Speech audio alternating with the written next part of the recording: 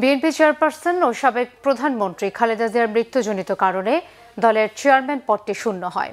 গঠনতন্ত্র অনুযায়ী বিএনপির ভারপ্রাপ্ত চেয়ারম্যানের দায়িত্বে থাকা তারেক রহমান দলের নতুন চেয়ারম্যান হিসেবে দায়িত্বভার গ্রহণ করেছেন।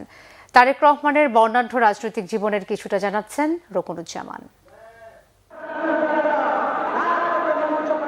৮০ দশকে স্বৈরাচার বিরোধী আন্দোলনে সামনে থেকে সক্রিয় নেতৃত্ব দেন বেগম জিয়া। ওই আন্দোলনেই মায়ের সঙ্গে সরাসরি যুক্ত হন তারেক রহমান। এরশাদ বিরোধী আন্দোলনের সময় তারেক রহমান তার মায়ের সাথে রাজপথে আন্দোলনে যোগ দেন এবং ১৯৮৮ সালে দলের গাবতলী উপজেলা ইউনিটে সাধারণ সদস্য হিসেবে বিএনপিতে যোগদান করেন।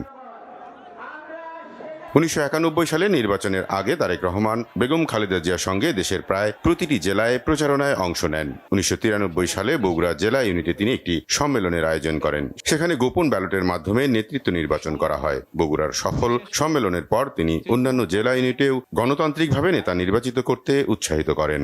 নেতা হিসাবে অবশ্যই আপনি ২০০২ সালে স্থায়ী কমিটি তারেক রহমানকে বিএনপির সিনিয়র যুগ্ম সম্পাদক পদে মনোনীত করেন। ২০০৫ সালে তিনি দেশব্যাপী তৃণমূল সম্মেলনের আয়োজন করেন।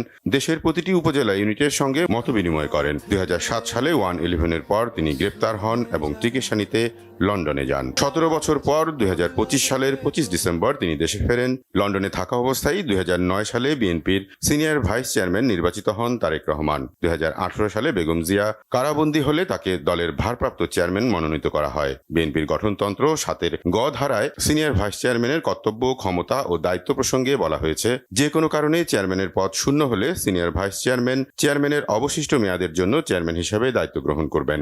গঠনতন্ত্রের এই ধারাতেই বিএনপির ভারপ্রাপ্ত চেয়ারম্যানের দায়িত্বে থাকা তারেক রহমান দলের নতুন চেয়ারম্যান হিসেবে দায়িত্বভার গ্রহণ করেছেন। রকুনুজ্জামান, বাংলাভিশন, ঢাকা।